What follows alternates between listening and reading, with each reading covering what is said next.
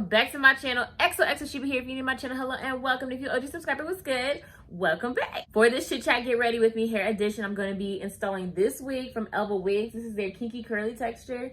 I'm going to move where I was plucking so y'all can see. This is the Kinky Curly texture, and this is the inside of the wig. It is a full lace wig, so that'll be interesting. This is my first full lace wig install, so we're gonna see how that's gonna go. I've done a 360, but I have not done a full lace. What I really appreciate about this unit is that it's pre-bleached. That takes so much work out of it, especially when it's full lace like this. You gotta bleach like the whole thing. I did already pluck this unit. I only plucked about an extra row back because the front of the hairline was very thinned out already. It just needed to be thinned out a little more to be more natural. I did just cut off the back because, well, I'm not gonna do the back the same way I'm doing the front.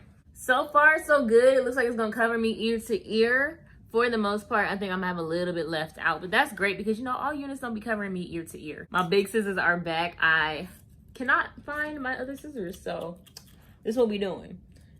It's important to fix your wig behind your ear so that way you can kind of maneuver it and whatever you need to do to make sure it fits on your hairline right. When it's not cut off, it's really hard to do that. So because I think I'm going to do like a little half up bun with this just to try something different since it is full lace, I'm gonna be using both of these to install so that way it's real secure.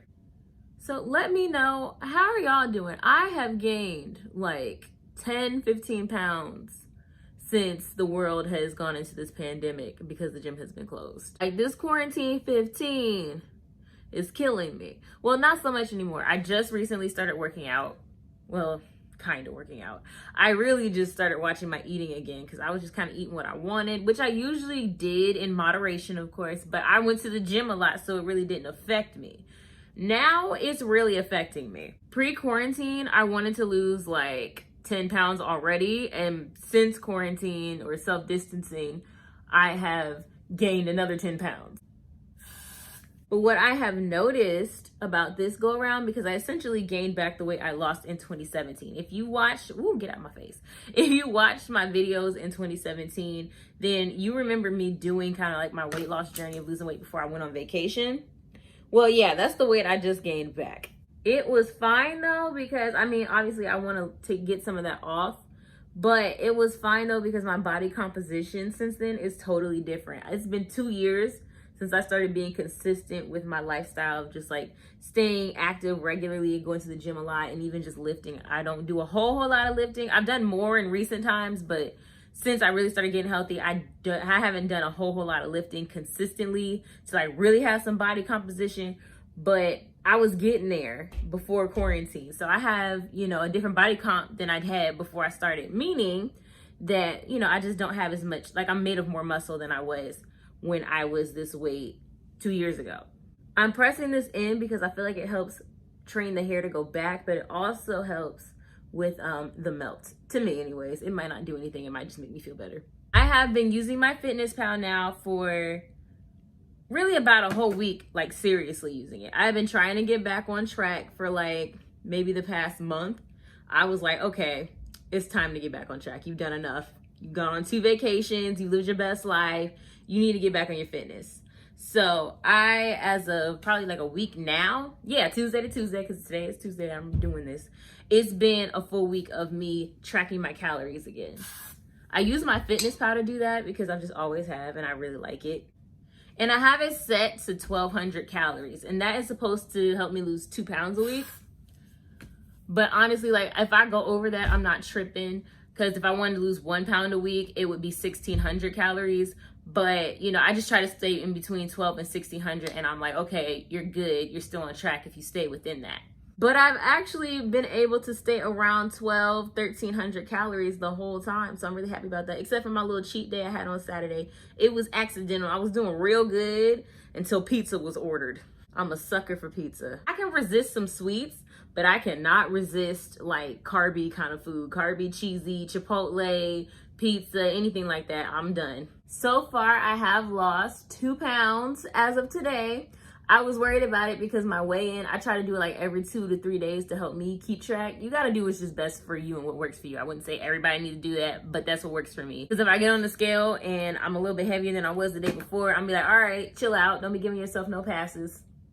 My starting weight last week was 177. I can't believe I'm telling y'all all this information because I don't never put my weight out there. But I was 177 and now I am 175.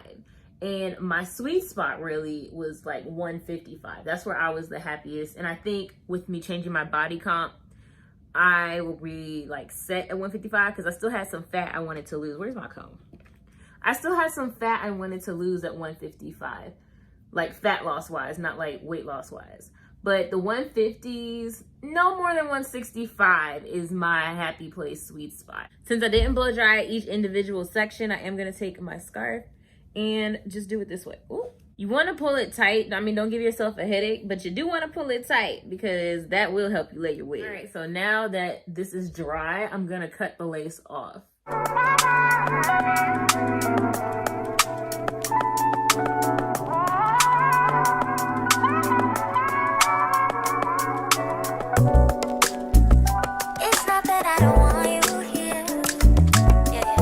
When you're cutting the lace off, you want to get as close to your hairline, well, wig hairline, as possible. Especially if you're not going to do any baby hair. Baby hair covers up a lot of like lace issues. But if you're going to be bold and you're going to do no baby hair, then you need to make sure that hairline looks good. And no, this lace does not match me just yet. I don't like to tint my lace before I install my wig. I feel like it leaves me with more residue mess than if I just do it after.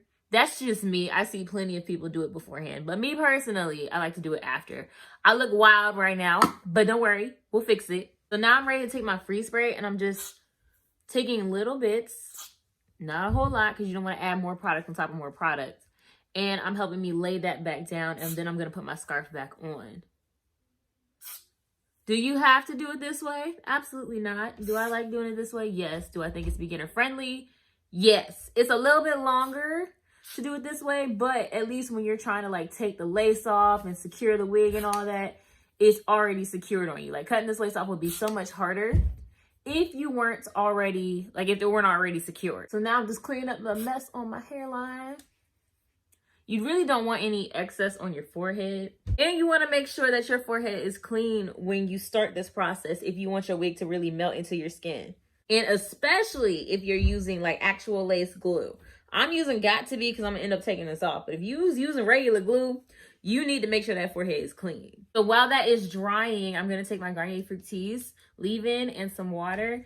And I'm going to work on defining these curls. Guys, I am so happy about the growth of my channel this far in like late 2019 and going into 2020 now. And I'm really happy to actually have YouTube friends now. We did that, what's it called? That Don't Rush challenge. And everyone has just stayed connected since. And I really love that because I was saying last year, like, I really wish I had like YouTube friends and people to talk about doing this stuff with. Because I have great friends, don't get me wrong, but like they don't do YouTube. So for that to just kind of fall into my life was awesome. I feel like I've been just trying to do all this solo like the whole time I've been on YouTube. I honestly didn't know people were even friends. But you know what? My life... I haven't fully been concentrating on YouTube like I would say the full past 2 years.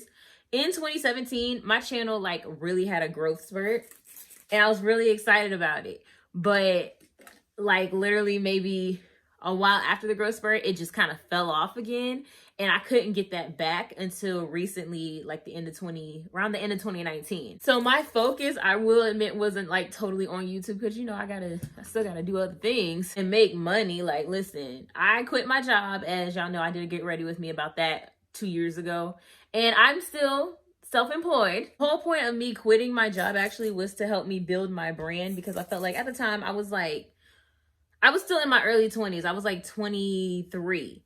And I was like, I don't want to turn like 25 and get into my late 20s and then my early 30s regretting stuff and wishing I had tried different things. And my mom actually encouraged me. She was like, yo, just go for it. Like my parents were like, this is the best time for you to go for your aspirations because you may not have a chance like this again later on, you know, because around this age, like I am now 25, you know, people are getting married, having babies, all that type of stuff. And not everybody just yet.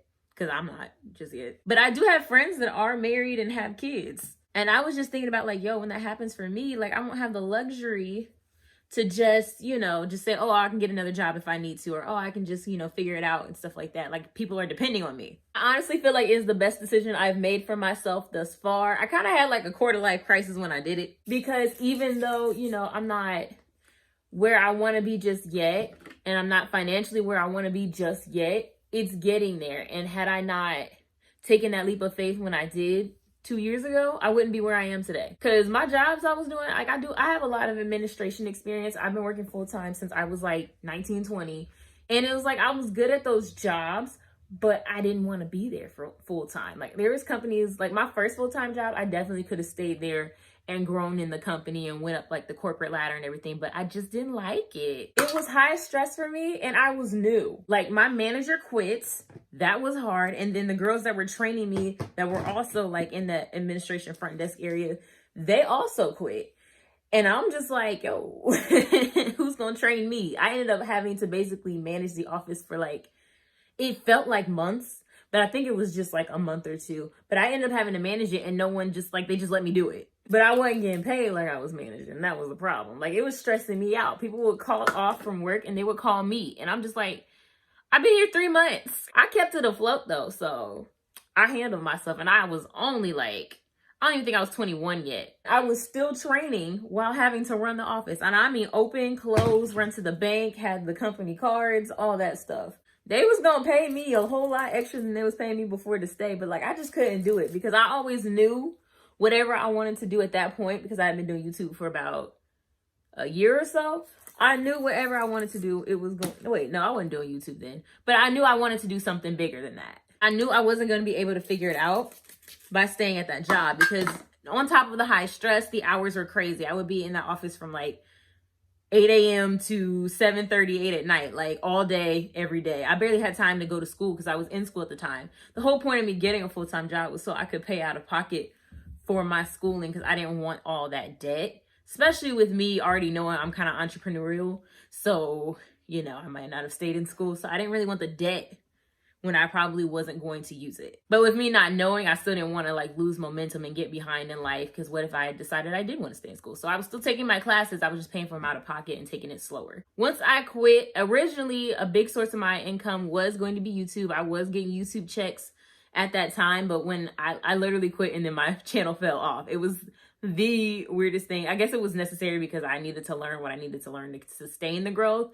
But like, I had consistent YouTube checks coming in at that time, and I had them for a few months. And then that slowed down significantly. But because I didn't even know I was getting an AdSense check at the time, like I didn't know how to get in and get it, I got a huge lump sum from YouTube. So that helped me out my first year being an entrepreneur. Also, I didn't do that on a whim. I know I sound like I do stuff like that on a whim, but I did not do that on a whim. It was very planned for me to leave my job. I saved up my money. Actually, let me rewind that back. I did save up my money, but it was to move out. It wasn't actually to, oh, I'm hitting the wall. It wasn't actually to quit my job. I just pivoted and used that money to live off of for the year. Okay, so I'm revving these edges back up, so I don't want them too flat. Now this is the point where I like to blend my lace. I use LA Girl Pro Concealer in Fawn to do this. I also use lace tints too, but I just feel like this works out better because it just matches my skin tone perfectly. Well, better. Now I'm ready to work on the back. So I watched Simone Charisse's video on how she does her tack down of her like 360 wigs and full lace wigs. Would y'all believe every video I looked for about how to tack down a full lace wig only tack down the front? It's like, I didn't need that. I needed the back. So I'm gonna try to show you as best as I can. I'm not good enough to just show you, you know, me doing it without seeing it. But I can give you a little sign.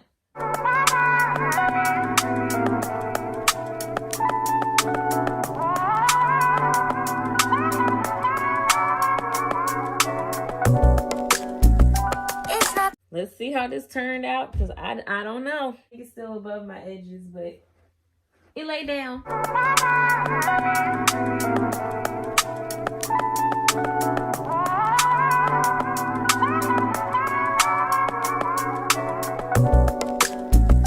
It's not that I don't want you here. Yeah. It's something about the way you stare into my eyes. I know that I don't make things clear.